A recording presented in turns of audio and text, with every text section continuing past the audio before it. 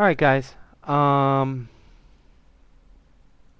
those of you who might have come by the channel and I wasn't here, I do apologize for that. For the November 28th short show, we got a late start. I got tied up in some major holiday traffic coming back home. Those of you who've had the pleasurable experience of experiencing Interstate 81 during holiday traffic will certainly know what I mean. Um, but anyway, show wouldn't be a show without the Weenie of the Week segment brought to you by Indie Spotlight Live on Blog TV.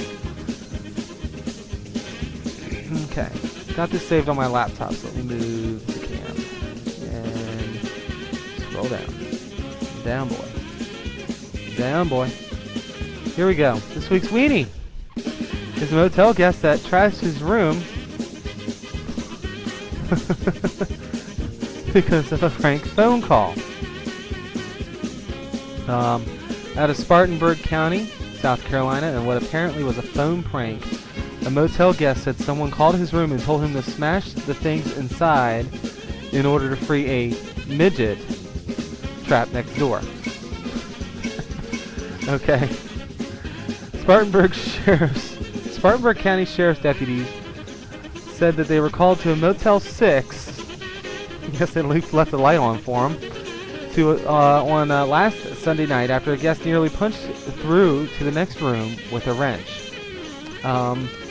Motel worker called deputies after she discovered the man had damaged the television, mirrors, and the wall between the rooms.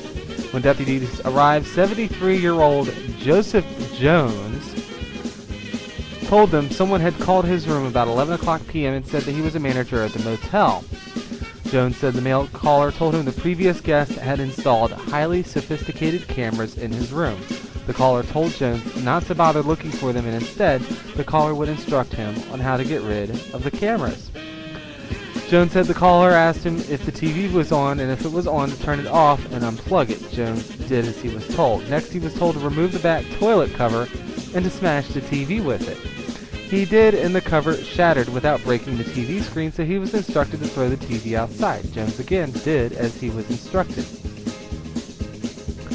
At some point, Jones gave the caller his cell phone number so that he did not have to keep running back to the hotel room phone. The instructions continued. Jones told deputies the male caller told him cameras are also behind the mirrors in the room and that he needed to smash the mirrors. Jones grabbed the wrench that he found in the room and smashed the mirrors.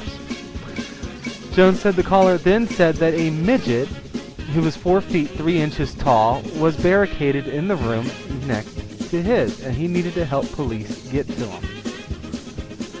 With that, Jones took his wrench and began to break away at the wallboard behind the room door. He broke through to the next room, but then stopped due to complaints from other guests about the loud noises. While Jones was telling deputies his story, he got another call on his cell phone from the male suspect. The report said Jones gave the phone to a deputy who took the call.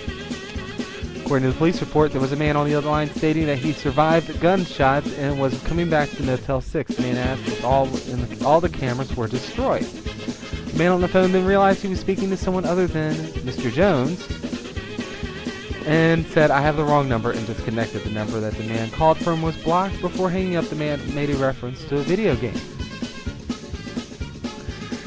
Deputies explained to the motel worker what happened, and she said she had recently received information from corporate about similar situations at other hotels. The deputies said that while he was in the lobby, several other guests called the front desk to report that they had gotten a phone call similar to the one that went to Mr. Jones.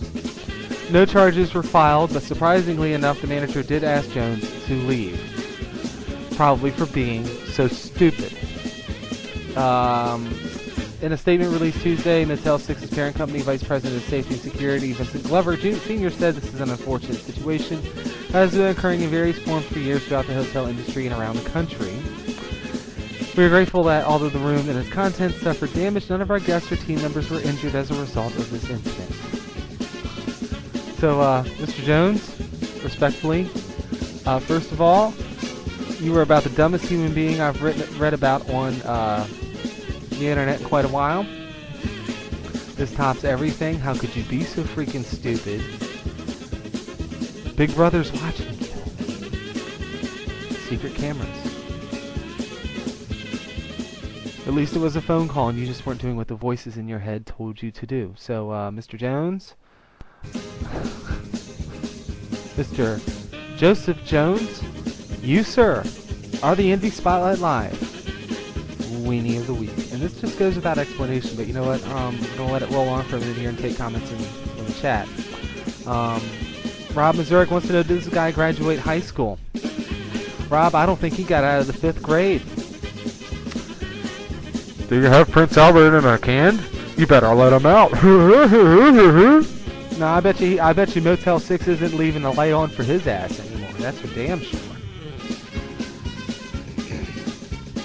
It's like you read something and you feel like you're having an out-of-body experience because it is so stupid. You know? Why would the manager need a guest?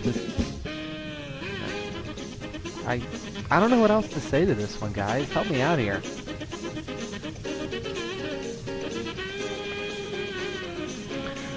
Yeah, the elevator's definitely not going to the top floor, Deb. You are absolutely right. His light has been out for a long time.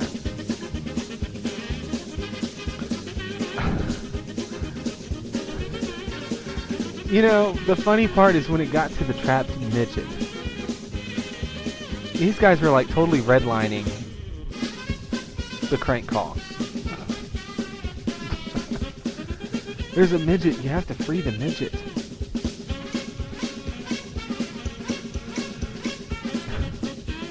I'm sorry, we have to be politically correct. Like, little person.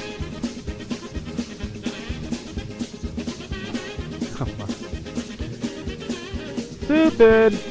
And the Indie Spotlight Live Weenie of the Week again, brought to you by Indie Spotlight Live here on Blog TV. Join me every Sunday night, 9 o'clock Eastern Time. And if you've made it to this end of the video, please join me next Sunday, December 5th. Mr. Pete Berwick will be joining us on the show. Kind of usual Pete Berwick interview stuff, where he's really just going to be hanging out with us. And it's always a great time to have Pete on the show, guys. Please do join me for that. I promise I will not be traveling anywhere. I will start on time. And I hope to see you folks here. And until then, have a great week.